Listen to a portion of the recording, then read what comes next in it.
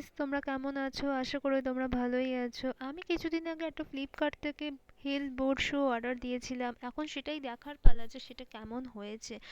আমি তোমাদের সাথে সম্পূর্ণ ভিডিওটাই শেয়ার করছি যে এটা কেমন দেখতে বা কি। ডেসক্রিপশন বক্সে এর লিংক দেওয়া আছে, তাছাড়াও আমি এখানে শেয়ার করে দিয়েছি ডিটেলস। এখন এটা খুলে দেখার পালা যে কেমন হয়েছে।